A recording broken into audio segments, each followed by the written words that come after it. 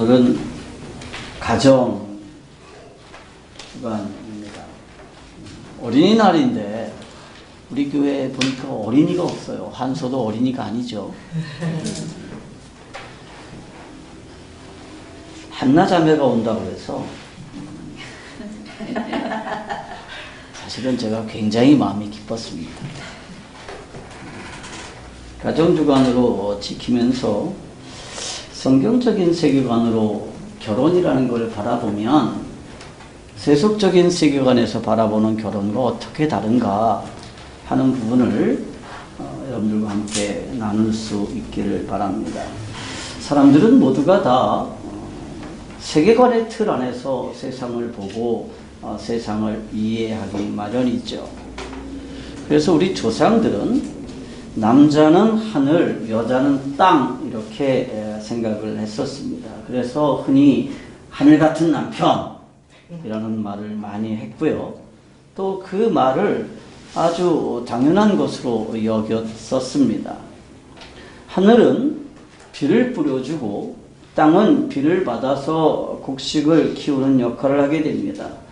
유교적인 세계관의 틀에서 세상을 보면 남자의 역할은 하늘과 같고 여자의 역할은 땅과 같아요. 그래서 남자는 태양이고 여자는 달입니다. 남성은 양이고 여성은 음이에요. 이 양이 조화를 이루어야 뭐가 태어나느냐? 생명이 잉태되는데 유교적인 세계관이나 도교적인 세계관으로 세상을 보면 이 세상은 양과 음이 절묘하게 조화를 이루어서 생겨난 것입니다. 동양 철학에서 우주의 원리를 설명한 것이 태극이에요. 우리 국기에 있는 그 태극이죠. 태극은 양과 음이 절묘하게 조화를 이루고 있는데 이 양과 음의 경계가 일직선으로 분명한 것도 아니면서 또 그게 명확하게 구별되는 것도 아니면서 또 나뉘어집니다. 이게 태극이죠. 이렇게 음과 양의 절묘한 조화로 세상을 이해하다 보니까 양은 밝은 거, 선한 거고 음은 어두운 거 혹은 악한 것입니다. 그래서 여자는 남자보다 열등한 존재로 인식되었습니다. 그래서 여자들은 밖으로 나다니면 안 되는 거예요. 그래서 여자들은 집 안에만 주로 있는 거죠. 그래서 여자들이 밖에 나가다니는 모습을 보면 안 돼요. 음기가 강해져서.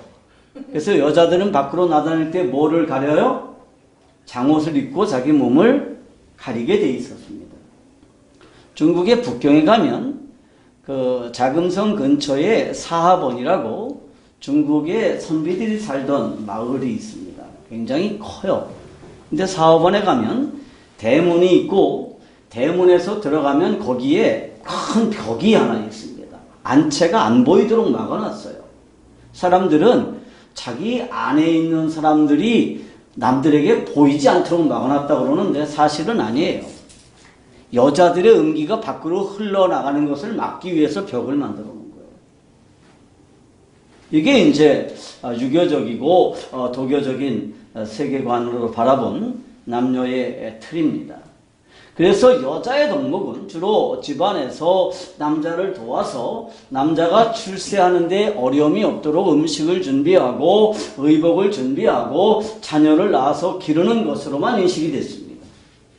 이것이 유교적인 세계관의 틀로 바라본 남녀의 관계입니다. 그러나 근대화의 시기를 거치면서 유교적인 세계관의 틀로 세상을 이해하는 게 아주 힘들어졌죠. 그래서 지금은 누구나 다 완전하게 유교적인 틀로 세상을 보지 않습니다. 지금은 어디 감히 하늘 같은 남편에게 그 말을 하면 간이 배 밖으로 나왔다 그러죠. 간이 배 밖으로 나왔다 그럽니다. 그러니까 세계관의 틀이 무너진 거예요. 이렇게 세계관의 틀이 없으니까 지금은 각각 나름대로의 세계관의 틀로 결혼을 봐요. 각각. 마치 사사시대에 왕이 없으니까 각자 자기 소견에 옳은 대로 행동하는 것처럼 지금은 각각 자기 생각에 옳은 대로 사는 게 당연한 것이 되었습니다. 남자와 여자의 관계도 마찬가지죠. 남자와 여자의 관계를 일정한 세계관의 틀로 볼 수가 없으니까 각자 자기가 보고 싶은 대로 보고 자기가 하고 싶은 대로 해 나가는 것입니다. 그럼 어떻게 해야 되느냐? 우리는 무너진 유교관의 세계관을 복원해야 될까요? 유교적인 세계관을 복원하고 유교적인 세계관을 따라서 살아야 될까요? 아니면 지금처럼 각자 그냥 자신의 세계관에 맞게 살아야 될까요? 우리는 이미 하나님의 백성이 됐습니다. 예수 그리스도의 복음을 통해서 하나님의 백성으로 구원받았습니다. 그러면 이제부터 우리는 어떻게 해야 되느냐? 새로운 세계관으로 세상을 보고 이해해야만 되는 거죠. 그 새로운 세계관을 우리는 성경적인 세계관이라고 그래요. 성경적인 세계관의 핵심이 뭡니까? 그것은 하나님께서는 눈에 보이는 우주와 눈에 보이지 않는 우주를 만드셨다는 것입니다. 그 두 우주는 모두 다 하나님을 위해서 창조됐다는 거고요. 특별히 인간은 이 눈에 보이는 우주, 이 물질 우주에서 하나님의 영광을 반영하기 위해서 창조되었다는 것입니다. 인간은 하나님의 영광을 반영하기 위해서 만들어졌습니다. 인간 스스로의 영광을 드러내는 것이 아니라 하나님의 영광을 반영해서 하나님의 영광이 온 세상에 가득하도록 하는 목적을 가지고 인간은 창조되었다는 거죠. 그런데 죄로 인해서 그 기능이 고장났습니다. 그래서 인간은 더 이상 하나님의 영광을 반영하지 않게 되었습니다. 오히려 각자 자신의 썩어질 영광에만 열광하게 되죠. 그러나 하나님께서는 그 인간 중에 얼마를 회복하셔서 다시 하나님의 영광을 반영하는 존재로 만들기로 작정하셨습니다. 그리고 그 일을 위해서 아들을 세상에 보내주셨죠. 그리고 그 아들을 통해서 반역죄를 용서하시고 인간을 회복하셔서 죄가 없는 상태로 만드시고 그 안에 성령 하나님을 보내주심으로써 성령 하나님이 그 안에 있는 사람들을 통해서 하나님의 영광이 온 세상에 드러나도록 하셨습니다.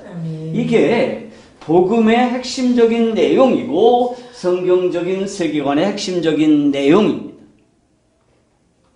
우리가 구원받고 회복된 하나님의 백성이라면 세상을 보는 창틀을 성경적인 세계관의 틀로 바꿔야 되는 게 당연해요.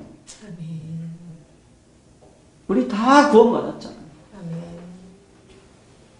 그래서 우리가 지금부터 해야 되는 작업이 뭐냐? 사실은 제가 이 교회에서 하나님의 말씀을 전하기 시작한 때부터 계속하는 작업이지만 우리 세계관의 틀을 성경적인 세계관으로 바꾸고 가치의 기준을 성경적인 것으로 바꾸어 나가야 되는 것입니다. 5월을 우리가 가정의 달이라고 그러죠. 그래서 이 가정의 달인 5월 첫 주일날 성경적인 세계관으로 바라보는 결혼과 가정에 대해서 살펴보면서 우리 모든 성도들의 가정이 그리고 결혼 생활이 건강할 수 있기를 축복합니다. 아멘. 근데 춘엽이가 안 왔네요. 꼭 들어야 되는데 장가 가려면 한서야 잘 들어. 한나 자매도 잘 들어요. 성경적인 세계관으로 결혼 제도를 바라보면서 우리가 알아야 되는 게 뭘까요? 첫 번째로 하나님께서 이불을 만드신 이유를 알아야 됩니다. 하나님께서 무엇 때문에 이불을 만드셨을까요? 이 질문에 대해서 대부분의 사람들은 아담의 외로움 때문이었다라고 생각해요. 응? 아담이 홀로 살아가다 보니까 허전하고 외로워서 호레비 냄새가 나서 하나님께서 그에게 돕는 배필을 만들어 주셨다라는 거죠. 이게 보통 세속적으로 이해하는 결혼의 의미입니다. 혼자 살면 외로우니까. 그래서 짝을 만들어 주셨다라는 거죠. 물론 단순하게 그렇게 생각할 수도 있습니다. 인간은 하나님의 형상과 모양을 따라서 창조되었습니다. 그런데 하나님은 홀로 외롭게 존재하시는 분이 아니시죠. 이슬람교의 하나님은 하늘에 홀로 고독하게 존재하십니다. 그런데 성경이 말하는 하나님은 하늘에 홀로 고독하게 존재하시는 것이 아니라 성부, 성자, 성령 하나님이 서로 교제를 나누면서 존재하십니다. 아멘. 인간은 하나님의 형상대로 지음을 받았기 때문에 누군가 교제를 나눌 수 있는 존재가 필요해요. 응? 그래서 아담은 교제를 나눌 수 있는 존재가 없었기 때문에 외로웠을 수도 있습니다. 그런데 사실 하나님께서 아담에게 이브를 만들어 주신 이유는 단순히 그런 이유가 아니에요. 하나님께서 이브를 만들어 주신 이유는 하나님이 주시는 복과 관련이 있습니다. 하나님은 모든 생명체들을 만드신 이후에 그들에게 복을 주셨는데 그 복의 내용이 뭐냐면 생육하고 번성하여 땅에 충만하라는 것이었습니다. 창세기 1장 22절에 보니까 물고기와 새들을 종류대로 창조하시고 그들에게 생육하고 번성하는 복을 주셨습니다. 그리고 27절과 28절에 보니까 인간을 지으신 다음에도 어떤 복을 주셨어요? 생육하고 번성하여 땅에 충만하라 라고 하는 복을 주셨습니다. 늘 얘기하는 거지만 하나님께서 복을 주셨다라고 할 때 이 복이라는 단어로 사용된 히브리어가 뭐라 그랬어요? 바라크라고 그랬습니다. 이 바라크는 능력을 주다라는 의미를 포함하고 있습니다. 그래서 인간은 뭐 할 수 있어요? 생육하고 번성할 수 있는 능력을 받았습니다. 우리 한나 자매에게 하나님이 복을 주셨습니다. 어떤 능력을 주셨느냐? 생육하고 번성할 수 있는 능력을 주셨어요. 애기 많이 낳으세요.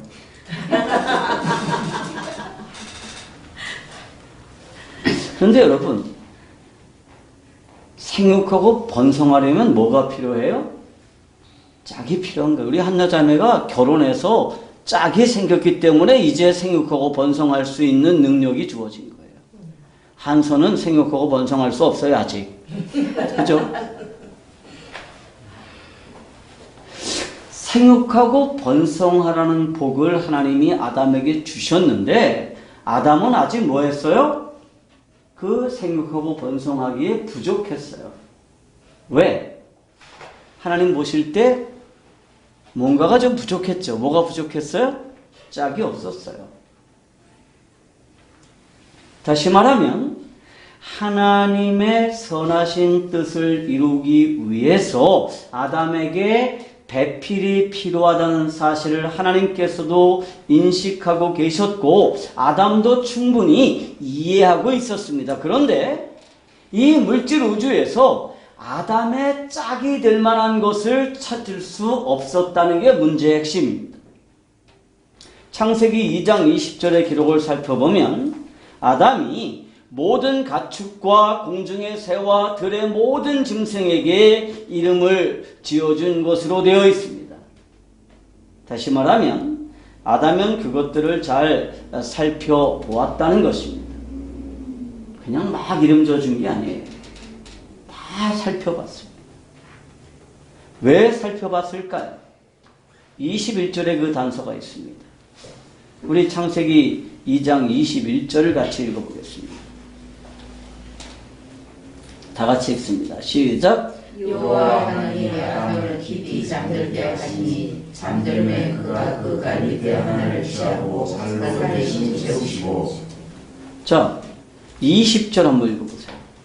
아담이 모든 가축과 공중의 새와 들의 모든 짐승에게 이름을 주니라. 아담이 돕는 배필이 없으므로. 자, 아담이 들의 모든 짐승과 가축들을 다 살펴보고 이름을 주었어요. 그런데 그 뒤에 단서가 뭐예요? 아담은 뭐가 없었다? 돕는 배필이 없었다는 거예요. 얼핏 보면 아담이 다 살펴보니까 다른 짐승들은 다 짝이 있는데 자기만 짝이 없다. 이거를 깨달았던 것처럼 보여요. 그런데 21절은 뭐라고 기록하고 있냐 하면 하나님이 아담을 잠들게 하셨다라는 말씀으로 이어지고 있습니다.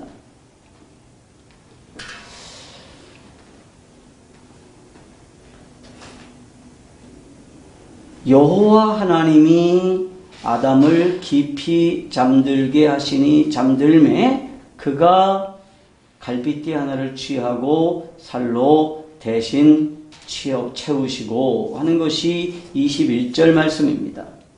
아담이 샅샅이 살펴본 모든 가축들과 공중의 새와 모든 야생동물 가운데서 아담을 도울 배필이 없었습니다. 그래서 하나님께서 이불을 만드셨다라고 하는 것이 성경이 말하는 요점입니다. 아담에게는 두 가지 소명이 있었죠. 어떤 소명이죠? 하나는 생육하고 번성하는 일이었고 또 다른 하나는 에덴을 잘 관리하는 일이었습니다. 그렇지만 아담에게 있어서 첫 번째 소명은 뭐냐 하면 생육하고 번성하는 일이었습니다. 왜냐하면 아담이 생육하고 번성해야 아담을 닮은 후손들이 온 세상을 가득 채우게 될 것이고 이 아담의 후손들이 세상을 가득 채워야 하나님의 영광이 온 세상에 가득할 수 있기 때문입니다. 이 물질 우주에 하나님의 영광을 드러내는 존재가 누구예요? 아담밖에 없었습니다. 그런데 하나님은 하나님의 영광이 온 땅에 가득하도록 계획하셨습니다.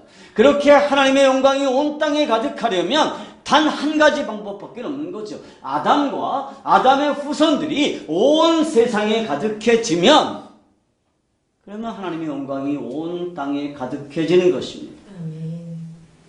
그게 하나님께서 아담에게 주신 직분이에요.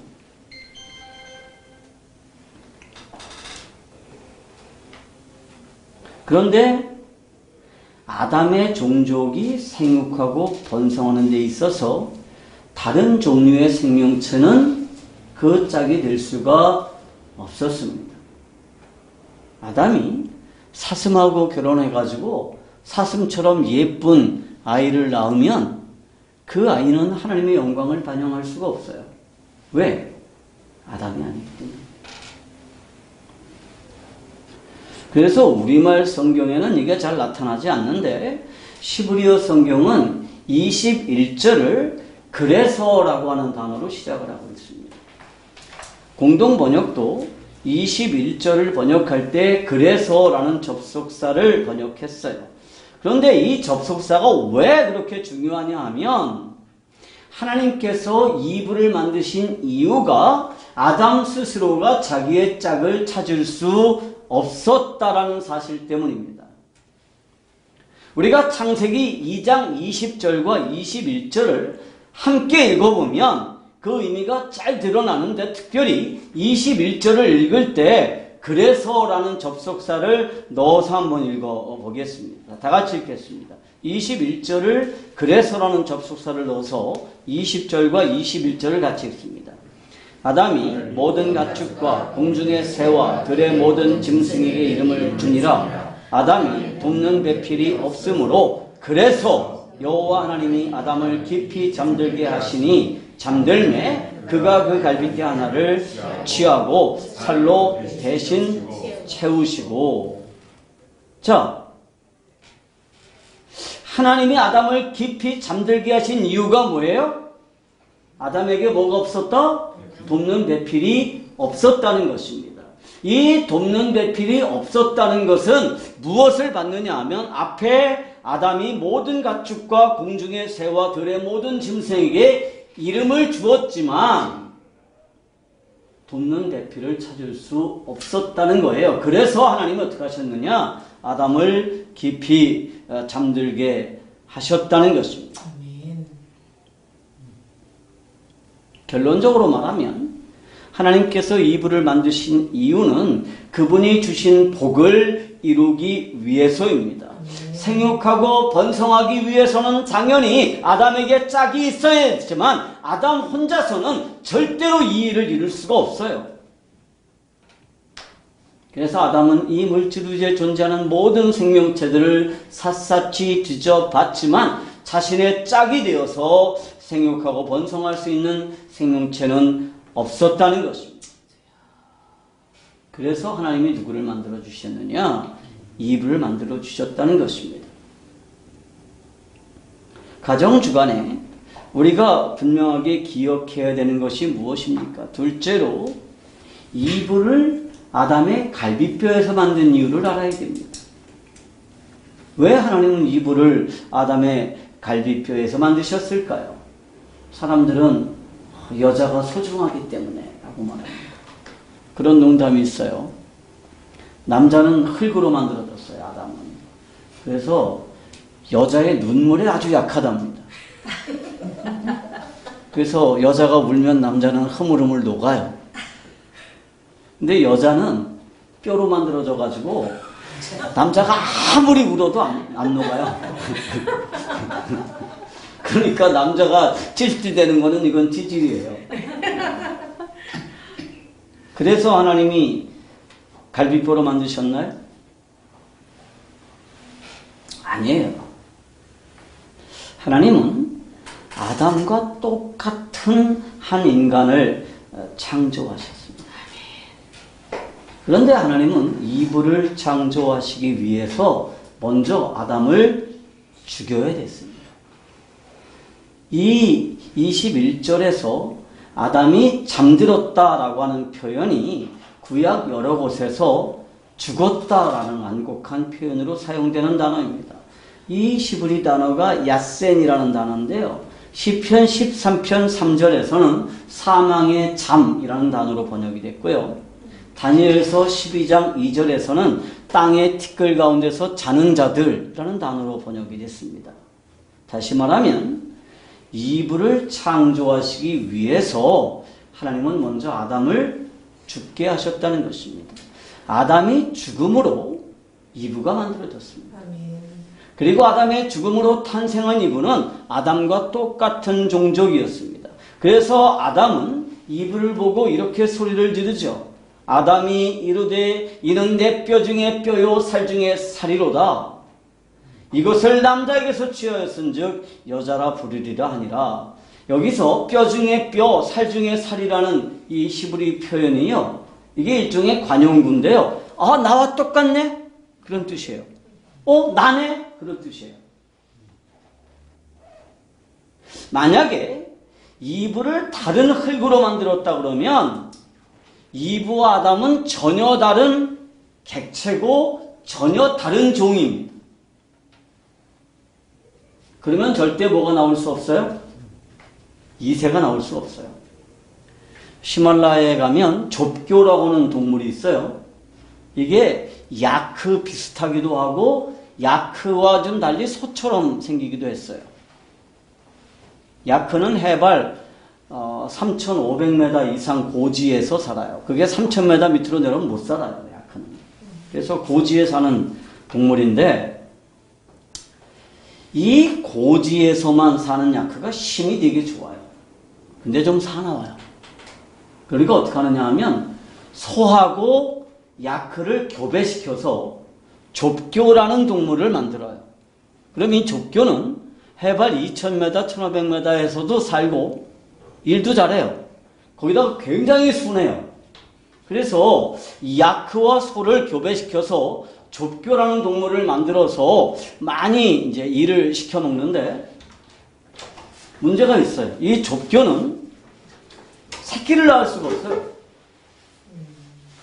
그러니까 이종교배에 의해서 만들어진 어떤 것들은 새끼를 못 낳죠.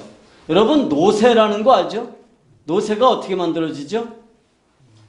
말과 나귀를 교배시켜서 만든 거예요.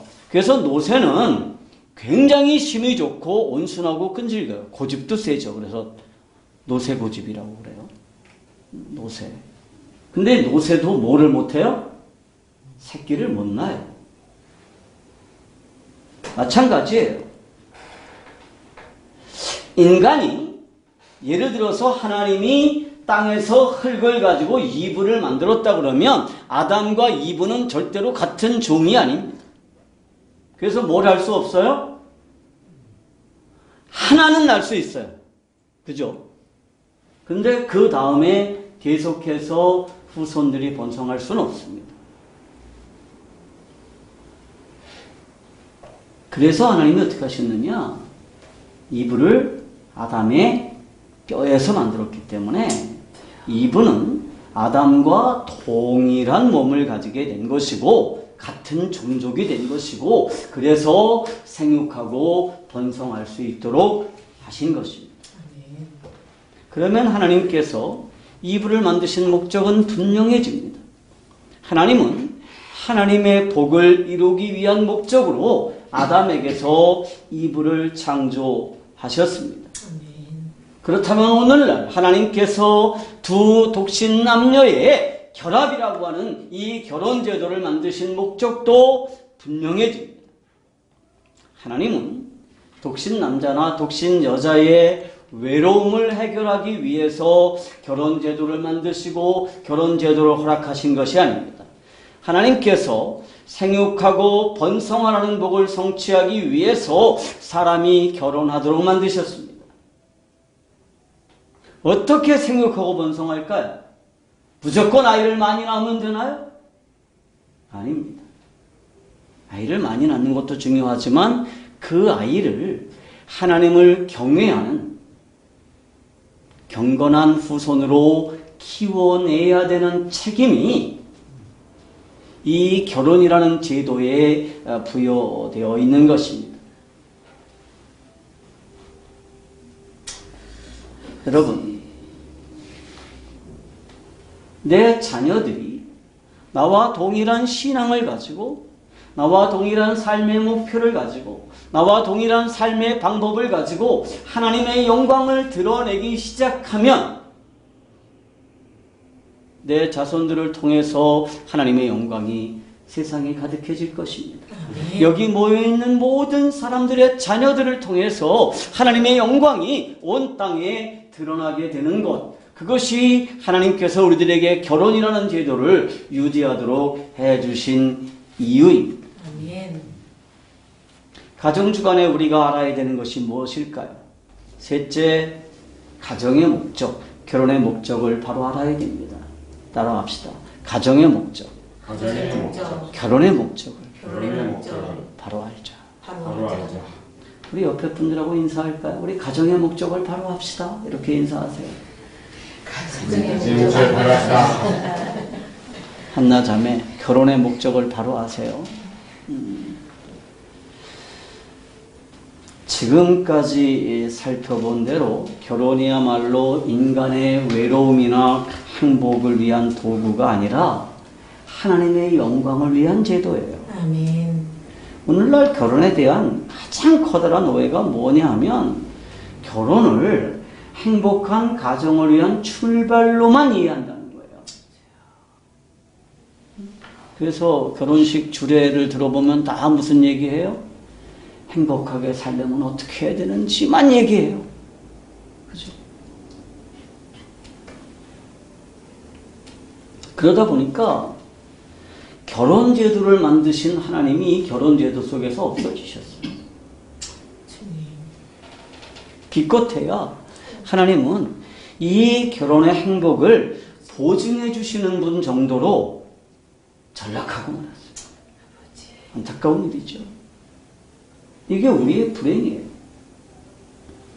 그러나 분명한 사실은 결혼의 목적이 우리가 행복하도록 우리가 행복하게 살도록 하기 위한 것이 아니라 하나님의 영광이 온 땅에 가득하도록 하려는 것이 하나님께서 결혼 제도를 만드신 목적이라는 것입니다. 아멘.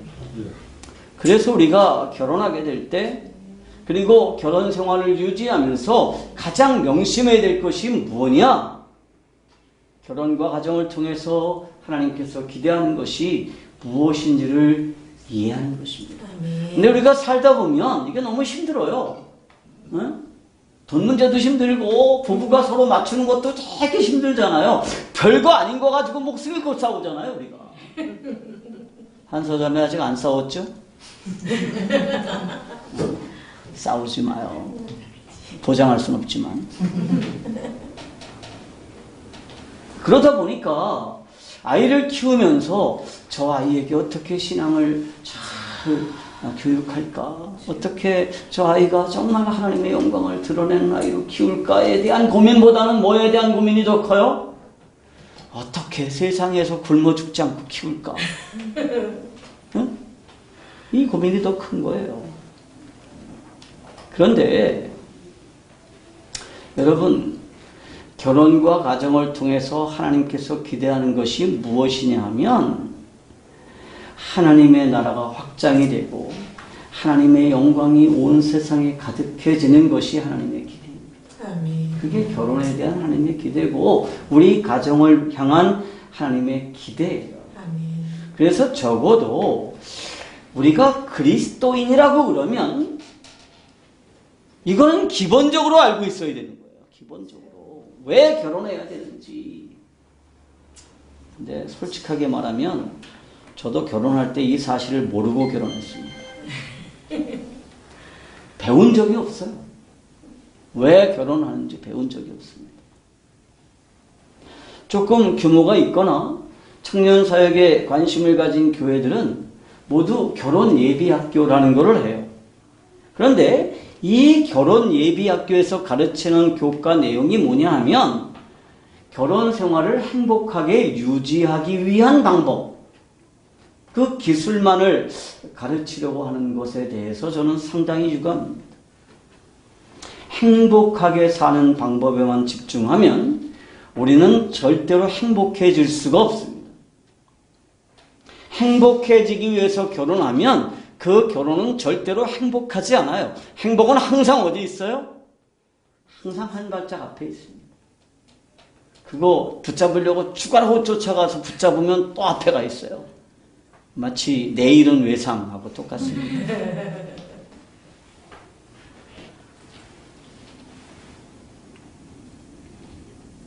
그러나 결혼을 통해서 하나님의 영광이 온 땅에 가득해지는 일에 우리의 관심을 집중하면 그러면 오히려 하나님께서 우리에게 행복을 보증해 주신다. 행복을 덤으로 주신다는 것이 성경이 가르칩니다. 아멘. 언젠가 제 선배 목사랑 얘기를 하면서 제가 이 심각한 얘기를 했어요. 행복해지기 위해서 결혼하는 게 정말 큰 문제입니다. 그랬더니 선배님이 화를 벌컥 내면서 그럼 행복해지기 위해서 결혼해야지. 불행해지려고 결혼해? 그래서 제가 설명을 하려고 그러다가 말았습니다. 설명할 가치가 없어요. 그리스도인은 스스로 행복해지려고 노력하는 사람이 아니에요.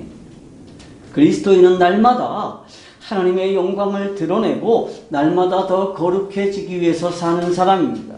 그리고 그렇게 하나님의 영광을 드러내고 날마다 더 거룩해지는 일에 관심을 집중하면 하나님은 우리 삶에 행복을 덤으로 주신다는 것입니다. 아멘. 그래서 마태복음 6장 33절에서 우리 주님은 이렇게 말씀하시죠. 그런즉 너희는 먼저 그의 나라와 그의 의를 구하라. 그리하면 이 모든 것을 너에게 더하시리라.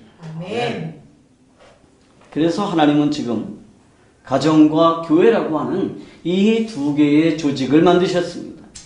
하나님은 이 가정을 통해서 하나님의 사랑이 알려지고 훈련되며 하나님의 경건한 백성들이 양육되기를 원하실 뿐만이 아니라 교회를 통해서 땅끝까지 복음이 전해지고 하나님의 영적인 자녀들을 생산하도록 하셨습니다. 아멘. 그래서 교회와 가정은 동등합니다. 같습니다.